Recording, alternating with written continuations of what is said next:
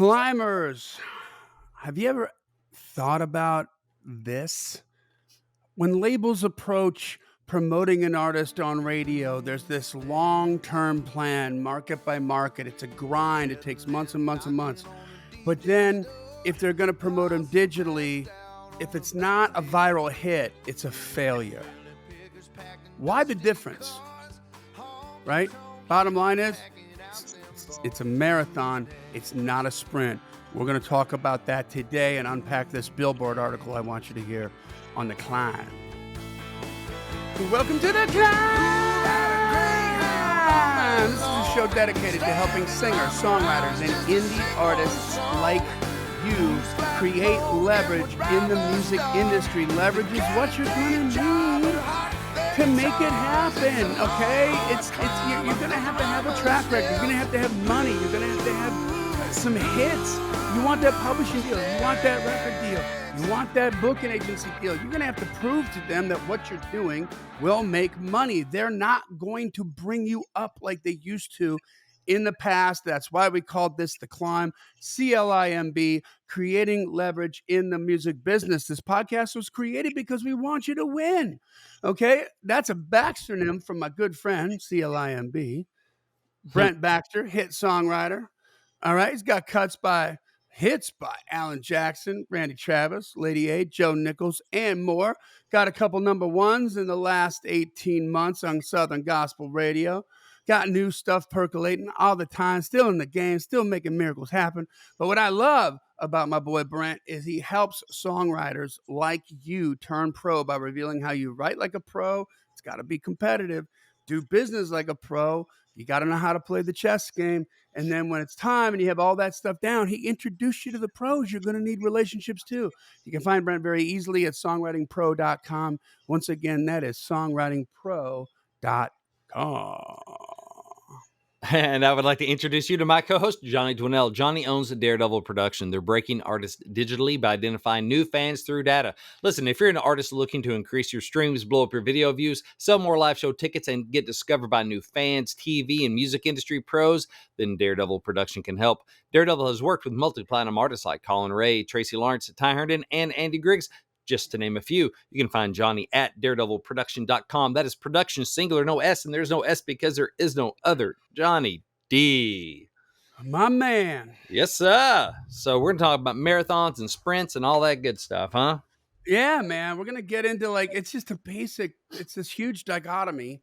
And we've talked about it. We touched on it in some other of my episodes, but this Billboard article just came out and I read it and I want to bang my head against the wall. You know what I mean? So I'm going to share that with you. We're going to unpack this kind of paragraph section by section and just get you thinking about this the right way. The good news is it's still a huge vacuum in the marketplace of industry pros, your competition, the ones that you can't compete with on budget because they have major label deals, millions of dollars behind them. They're way more connected than you are, but they're doing it the wrong way. Mm-hmm. Right? You remember Raiders of the Lost Ark? They're digging in the wrong spot. Yeah, they're digging in the wrong spot. So this is it. So it's really super exciting. But before we do that, let's take care of some business. Join the Climb community at facebook.com/groups/the Climb community. We want you to join. You have to ask to be let in, but we let everybody in. We want to make sure you know the rules. It's very simple. Just we want to hear about your gigs. We want to hear about your songs and all that stuff, your wins. And we got a place to put it, right? A place for everything and everything in its place. Darn you can't Skippy. spam and jam on the feed. You just have to put it in the right place. But this is, songwriters hooking up with other songwriters, indie artists, indie musicians, singers, getting together, supporting one another, talking about, hey, I had this success doing this, and I tried this, it didn't work. Anybody it's a thriving community. It's always grown, and we're super proud of it. And we got regular wins in there every week, Brent, right? That's right. So every Wednesday we post the new heights segment in the Climb community. It's where we encourage you to share your wins for the week, your music related wins. It's always fun to see, this the people on the climb making stuff happen, and then also really my favorite part of that is also seeing the other climbers comment on there. And it's a great place to build a relationship, to get your name in front of people in a positive way. Like even if you don't have a win that you feel like sharing, go on there and give attaboys and attagirls, and that's a good way to build a relationship. People love, when like I posted a win and somebody cared. So that's a good way to make relationship. But anyway, share just a couple of these because we don't have time for all of them. First up, we have Bill O'Hanlon says, I've gotten 7 sync songs signed this past week to be on the Young and the What? Restless soap opera. What? 5 of them were written and produced this week. What? And it's like a Sally sells Wait. sells by the Stop, seesaw stop, story. stop, stop, stop.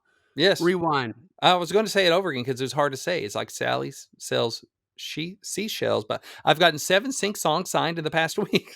That's a lot of S 7 sing songs signed in the past week, but what was the next part? on the Young and the Restless. And then was the part after that? 5 of them were written and produced this week. I don't know how mathematically that's possible. That's what I thought I heard. What Yeah. the hell? Get your shots ready. Get your shots ready, everybody. Everybody get a shot? Everybody ready to go? Get your drink up in the air? Vulgar display of prowess, Bill O'Hanlon. That's right. Oh my Take a God, sip of that's coffee in awesome. your honor. Love it. That's right. So that's one. And then, of course, somebody posed like, I'll not post anything after Bill. Let's see here. But Johnny said, I have a local radio interview being filmed for local television this Friday. So multicasting. Way to go, Johnny Matt. Hope that goes Yes. well. And let's Good see here. man. Yep. And the last one we'll do for this week, although there are plenty more here, so go check them out. It says Randy Maynard says, wrote a country song with a solid message a few weeks ago, and our publisher, Randy Cox Music, just recently pitched it over to Scotty McQuarrie's team. Now we pray. So praying for you, Randy, and hope that goes well, and hope the other Randy gets it to Scotty's team and gets it heard and get a big old hit out of it. That'd be fun. Nice. Well, yeah, congratulations, Randy Maynard. He's a Yeah, good taking guy, swings, man. People taking swings and stuff happening. So love it. right? Hey, you got to step up to the plate, baby. You can't win if you don't play. Exactly. All right, so All what right. we got on tap? Oh, So, speaking of Sprint, every time I hear that, I think I used to work at Altel Communications, and that was a cell phone company. I used to run credit for people, activate cell phones, and that sort of thing. And I don't know if they're still around, but Sprint, the other cell carrier. yeah. Yeah. So I was working in a call center. So like, how many times a day did I answer the phone? Welcome to, thank you for calling Altel. This is Brent. How may I help you? And more than once, I had somebody go, "Oh, Sprint. Sorry, I meant to call Altel." Click. This is Sprint. This is Brent. Ah.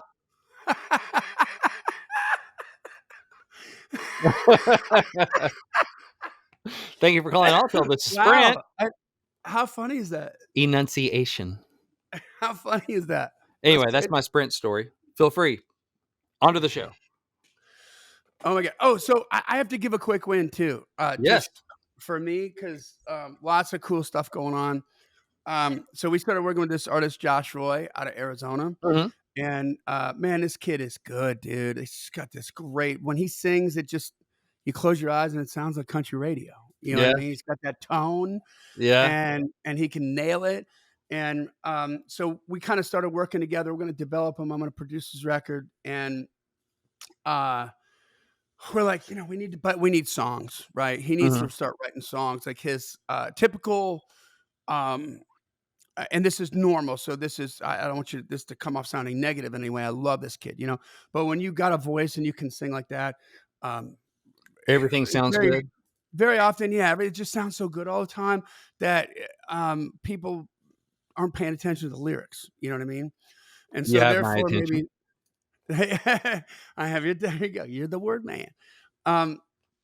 So we need to get him with some writers, right? And we gotta do this. So his manager is a celebrity chef named Dennis Petty down in a former celebrity chef, right? He's had a number of restaurants for, I don't know, 3 decades. He's had a couple shows on the Food Network and stuff. And he sold his last restaurant last year, and they just dove into this kid and managing this kid, right? Josh Mhm. Roy, this artist. And they get this great spread down in Arizona with a pool that has like a swim up kitchen and a swim up bar. And I mean, this obviously you think a kitchen in this guy's house is to die for, right? Well, thinking of kitchens to die for, you're not supposed to swim for, like, an hour after eating. This has a swim-up That's a kitchen. lie. That's a That wives' tale.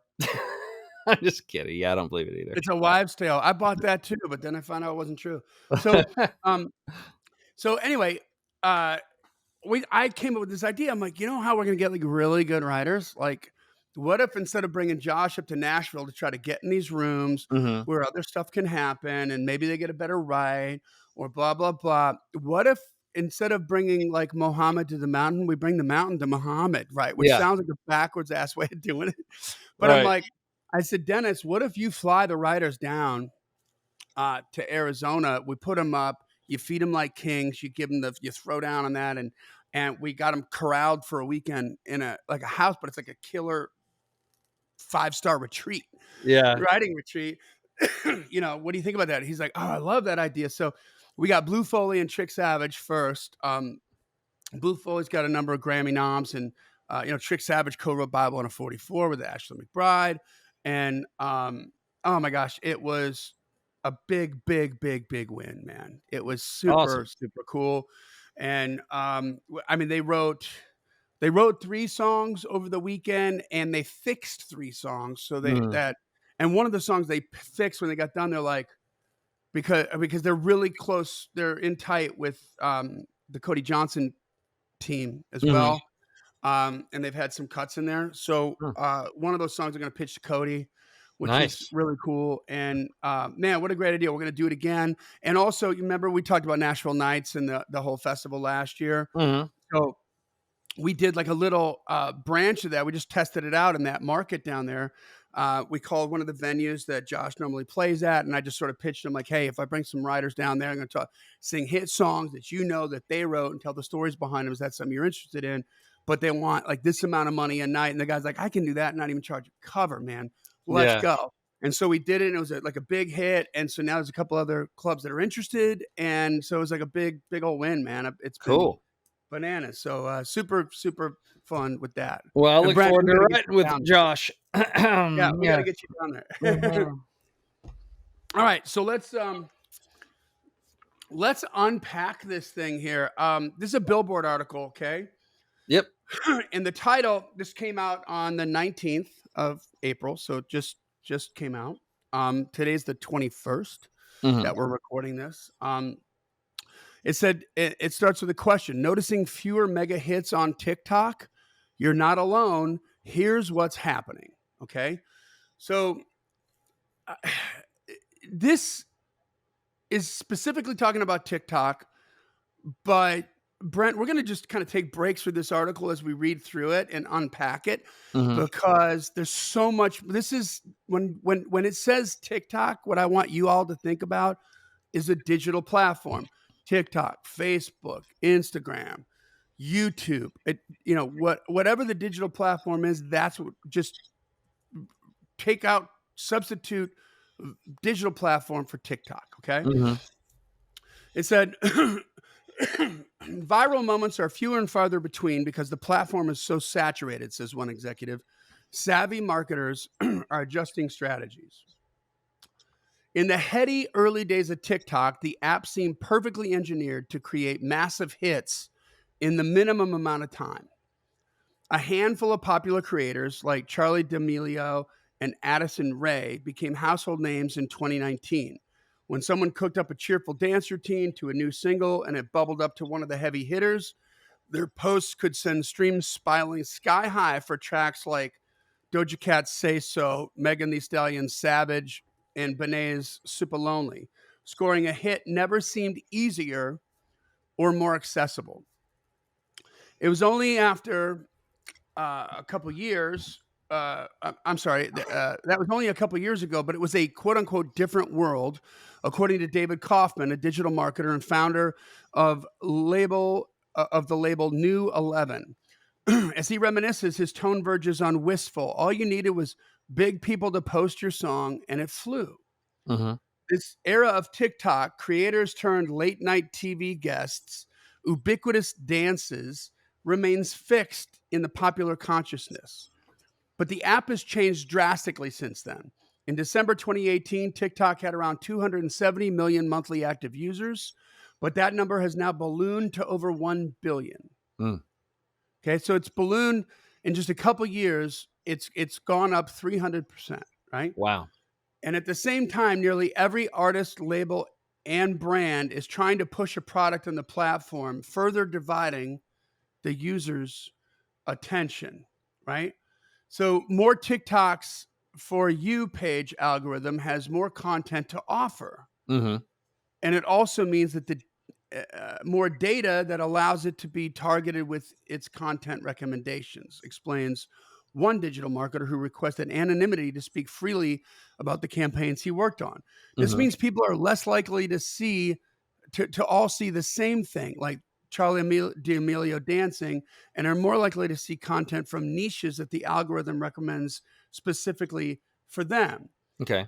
So as a result, the era of having a few big influencers post a song and it becomes a hit is not such a reality anymore. So we've gone from Um, I Love Lucy being one of 2 or 3 channels and shows on you have access to at a time to a world of thousands of channels on cable, and now the attention is just split so much more on TikTok because of the algorithm, what it's showing you. Yeah. exactly. So lesson number one that I take out of this is, and we have talked about this multiple times on this show, but when a new platform comes along, like TikTok, or a new surface comes along on a platform like Instagram Reels, Mhm.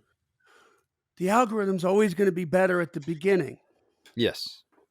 So if your approach, which is by and large the vast majority of singers, songwriters, indie artists, indie musicians, is it's new, it's bogus, but I don't want to learn something new. And I mean, how many people were bitching about TikTok 2 years ago, and now they're one of the 1 billion people that are on it Right, yeah. because they finally come around, right? Mhm. But if you eat the new surfaces and the new platforms for breakfast and be one of those people that spends the second you hear about a new app coming out, because we're never going to run short of new apps, guys, Yeah, for good or bad. right? Yeah. If you eat that new one for breakfast and you're one of the first people on there, and you have a marathon mindset as opposed to a sprint mindset. Well, I've been playing with it for 2 days. I posted some, nobody cares. So I guess it's not going to work out. Like, Right. what? Vine didn't work out as it literally shut down as an app. But do you know how Mhm. many people got like famous on Vine? I don't A know. lot, A lot. you know? So that's lesson number one is like now this is going to become just like every other platform because there's so many people on it. Mhm. And it's gonna be harder to get seen, Oh, I have okay? a quick sidebar lesson too. So, like, Yeah. even a Vine, you said, many people became famous, and that's the thing. If the platform goes away, it doesn't matter if you do it in a way where you get their email list. It doesn't matter if the platform goes away because now you got them, and You you own have the a way to data. continue that relationship even if the platform goes away. You're like, That's right. "Hey, now You I'm got it. over on so and so now. Check me out here." Or, like, Vine's gone away, but I'm over on TikTok. That's right. That's right. So, Rebecca, the era of having a few big influencers post a song and it becomes a hit is not reality anymore, notes Rebecca Versteege, head of music partnerships for Creed Media, which has run digital marketing campaigns for nearly every major label. If anything, catch that one more time. This company's run digital marketing campaigns for nearly every major label. Mhm. I'm going to circle back to that, a little foreshadowing here on my Okay. thought process. Okay.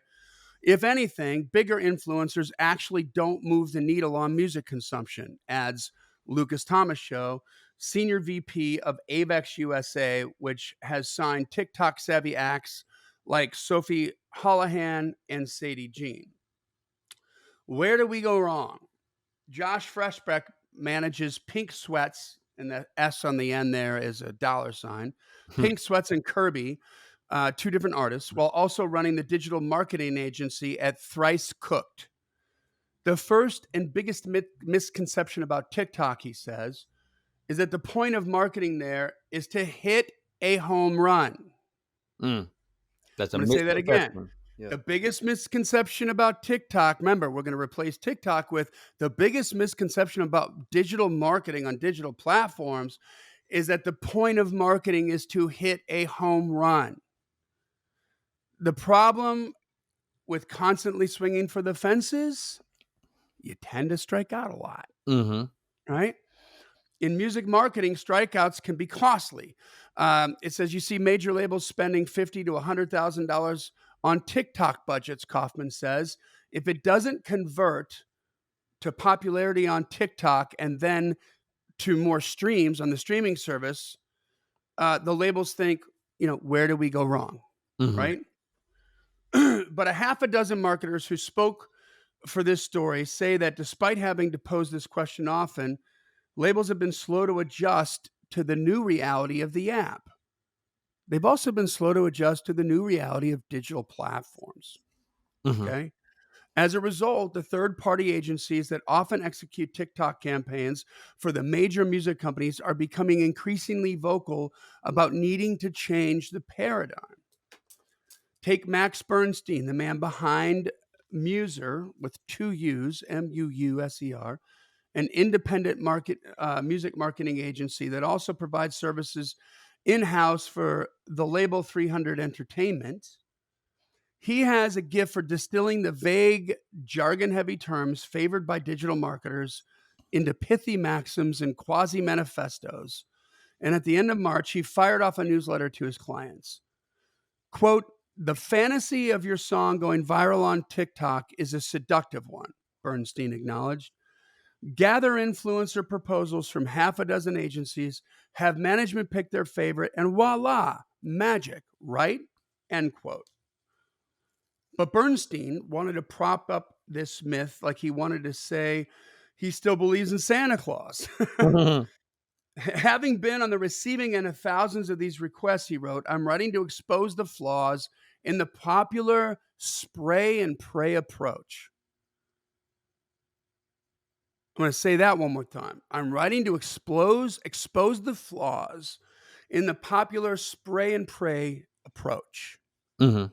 So when I say spray and pray, I didn't say it. This is what Bernstein says. But what do you think of, Brent, with spray and pray? I think of what people do in Facebook groups.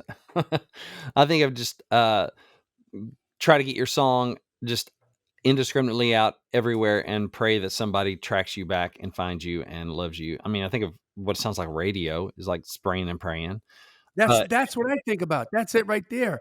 That is, get it, guys? That is broadcast marketing strategy. mm-hmm. Put it on the radio, keep putting it out there, spray and pray, spray and pray, spray and pray, and see what happens, Yeah. right? That's the way that TV commercials work. It's the way the TV shows work. It's the way that radio works. It's essentially spray and pray, right? When Universal spends $1 million to get a Luke Bryan single to #1 on the radio, and they will do that multiple times on every Luke Bryan release, Mm-hmm. they're also spending, because there's millions of people who love Luke Bryan and want to hear that song, Mm-hmm. but there's millions of people who don't like Luke Bryan, All who right. can't stand Luke Bryan, and who think he's the devil and he ruined country music. Well, those people are, they're also listening to country radio. So they're paying a boatload of money to spray and pray, and they're paying to get that in front of people that they know don't like the product.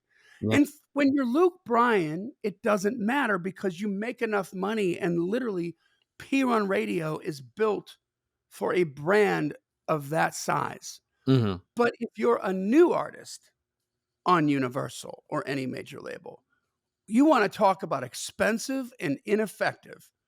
And this bolsters my whole part of my gospel that I've been preaching here, is that people are taking broadcast platform strategies and trying to plug them into digital. Mm-hmm. It's easy to spray and pray. In fact, there's no other way to do it but spray and pray in broadcast, because broadcast is one to many. Yeah. But And digital it's is it's one to one one. way because they can't talk back to you. That's right. That's right. One to many And and but one way. digital's one to one. So the spray and pray thing doesn't work, right? Mm-hmm. So Bernstein goes on to say, everyone's trying to chase a viral moment and thinking that one viral moment makes your career, adds Thomas Show. That's Thomas Show, sorry. Viral moments are amazing, but they won't make your career. Mm-hmm. And if anything, they're becoming fewer and farther in between because the platform is so saturated, right? So we already talked about the whole Disney and Borchetta both acknowledging that's to date so far, every TikTok star that they've signed has been a failure on the label Mm-hmm. because they're not artists. Now, it doesn't mean that there aren't people that are popular on TikTok who are artists. Mm-hmm. But the point being that the labels were coming at it from, wow, you're viral. This is, all of a sudden you've got 3 million followers. Let's sign you Mm-hmm. because you've got an audience. But if they're not ready to be an artist, it's not going to work. It doesn't matter how much money you have behind you, Right. you know? Well, And it's like winning the lottery.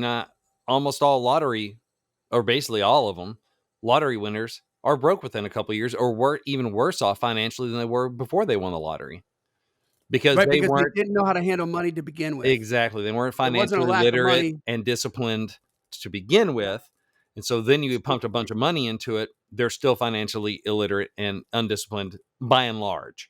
That's a really good point. Now, add a second level to that analogy, and with the labels, what are they doing? They're signing people who are popular on TikTok or YouTube, right? Mm-hmm. That are popular on a digital platform, and then what are they going to try to do with them? Stick them on radio. Turn them into a broadcast platform artist, like, Yeah. because clearly what you're reading here is like several different digital marketing agencies frustrated with the industry. You know what that is? It's like, a woman or man marries a woman, or woman marries a man. Somebody marries somebody, and who's like a rock and roller on the road dog, and they're like, "That's so sexy that you're up there on stage and you're shredding guitar and singing like a panther. This is awesome. Let's get tied down. I want to marry you, and you can come off the road and go get a cubicle job and go start earning a good living, but be home all the time." It's like, Yeah, you just killed what was working. yeah, It's not going to work, yeah, right? So the labels yeah, grab these digital artists that are successful in digital and immediately try to change the whole game. Like, why did you do that? dude. It's so funny that you just mentioned that, because you remember I was telling you about, like, they wrote 3 songs down in Arizona with Josh. Uh One of the songs they wrote was "Don't Quit the Band for a Girl That You Don't Know." huh. And I gotta send you these work tapes, dude, so you can hear them. They're fantastic, That's dude. But it's funny. exactly that, right? Like 3 weeks later, she's like, "Get rid of the band, get rid of this." She's trying to change them. You know what I mean? Yeah. So, um, All right. So they take these digital people and they try to put them on radio. yeah, and it doesn't work. I mean, and then, if the artist isn't clearly aware of how the music business works, right? If Mm-hmm. they have delusions of grandeur and they think that once they get the deal that they're home free and they can kick up their heels and light a cigar and let the label take over, what's the artist going to do? They're going to stop the number one thing that's made them so successful on a digital platform, which is consistency. Yeah. And thinking that the label's just going to get them on radio and be consistent there, and also thinking misguidedly thinking that even if you're consistent on radio, there's enough people listening that to move the needle, Yeah. right? So if the music industry, the article goes on, if the music industry still approaches TikTok as if it's a home run derby, I'm so stealing that line, okay? If the music industry still approaches TikTok or, again, digital platforms as if it's a home run derby, more and more marketers who specialize in the app are effectively trying to convince them to play small ball. Mm-hmm. There's no consistent approach that marketers say will work with every act and every song. Their job is to immerse themselves in a constant feedback loop of trial and error.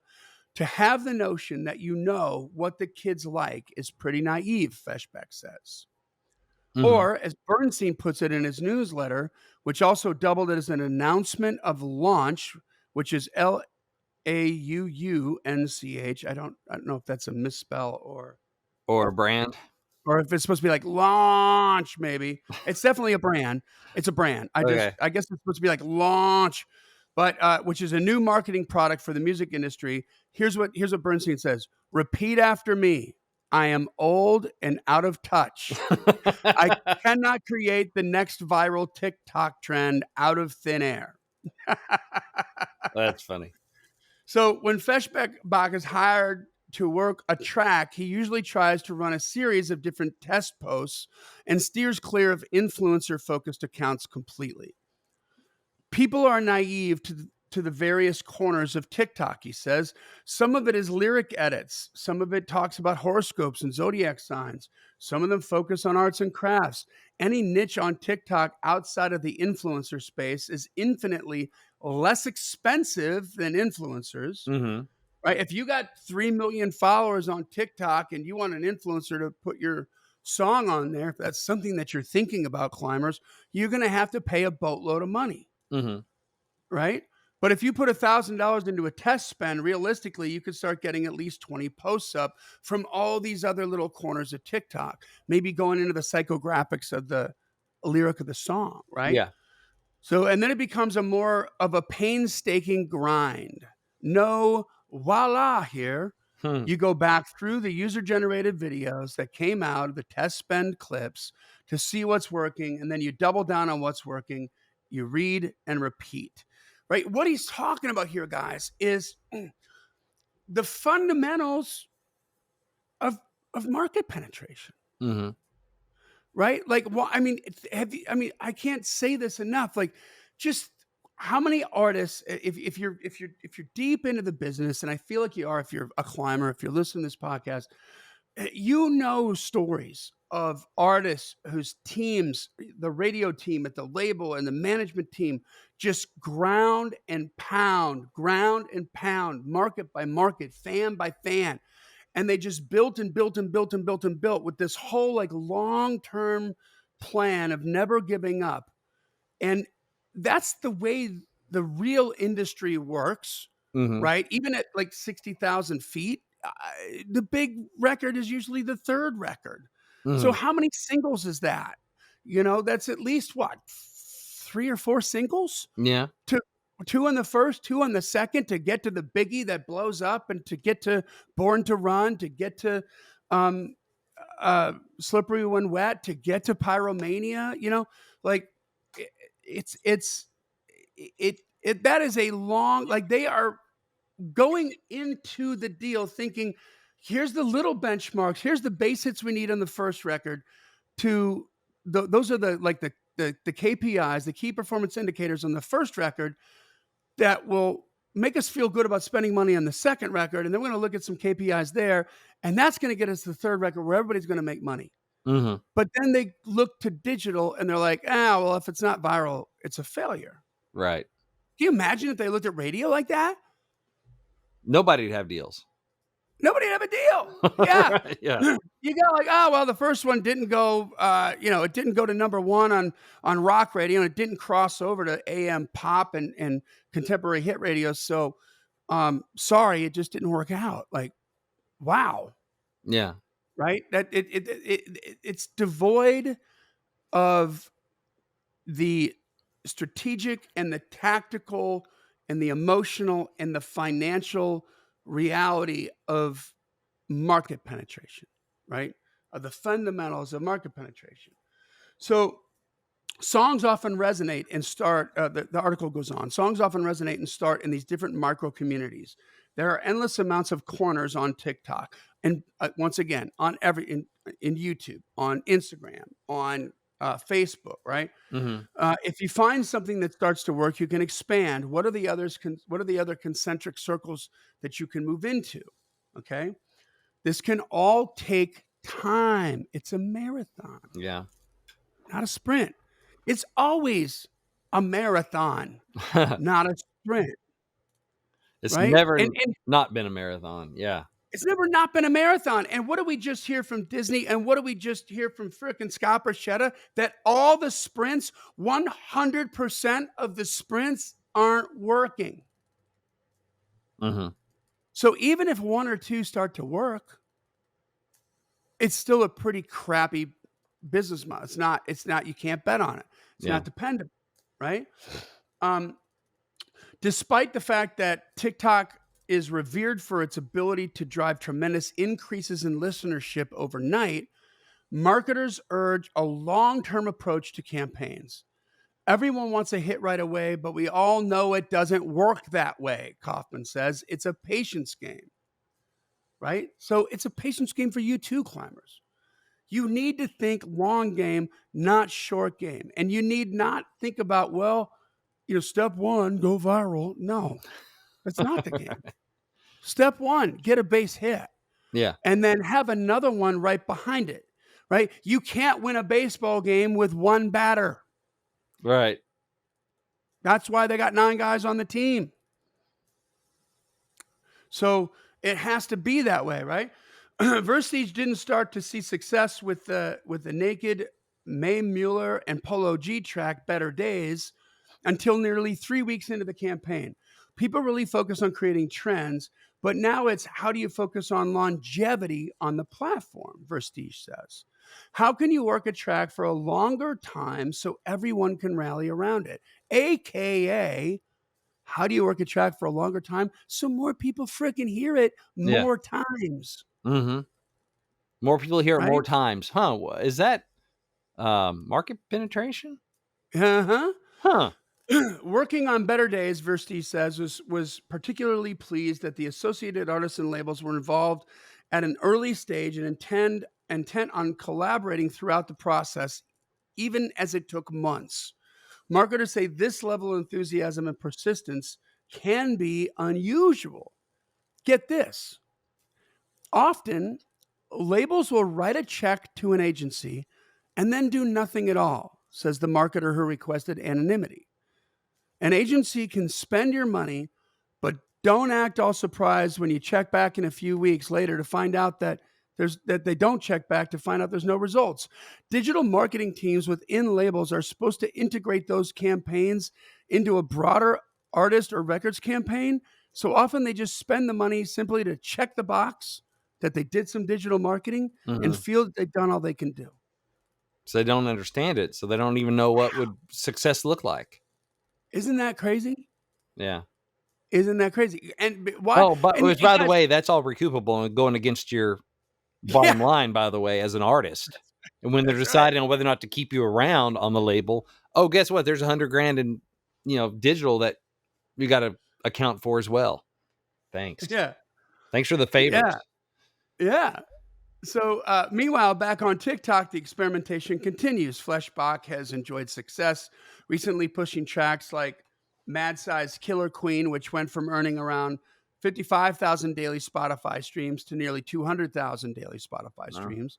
And Luke Chang Shouldn't Be, which rose from 30,000 Spotify plays a day to roughly 205,000. In a world where everybody wants to hit a home run, Fleshbach likens the rise of Shouldn't Be to advancing a runner from first base to second to third. We're stuck on 30 jokes, but we're a lot closer to home. I mean, that's the end of the article. Isn't that just fantastic? I mean, that says everything.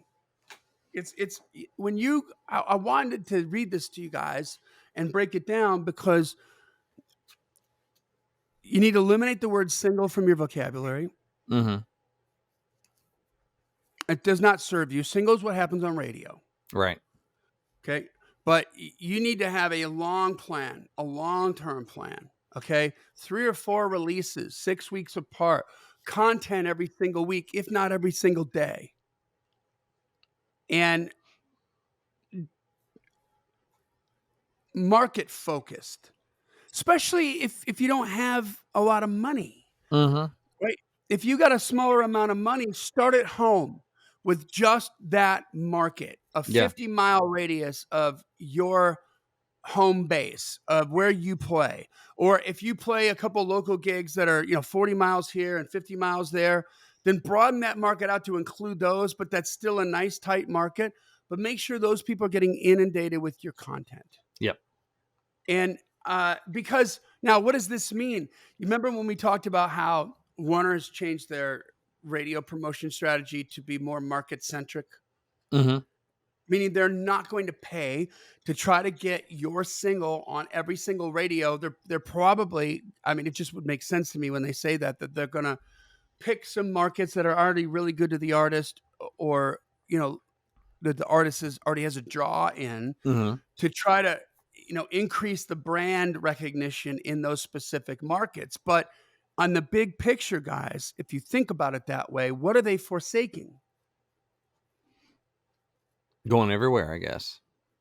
Right? Well, if you're only focusing on spins in certain markets and you're not focusing on spins nationwide, what does that mean in terms of chart position? Oh, yeah, you're not gonna get that. You're not gonna get the favorable chart position because if you're focusing in Tucson, then you're not, and not LA. If you don't get those big LA stations, you put a yeah, Yeah. ceiling on your chart Or position. instead of 180 radio stations, you're focused on, say, 8, Mhm.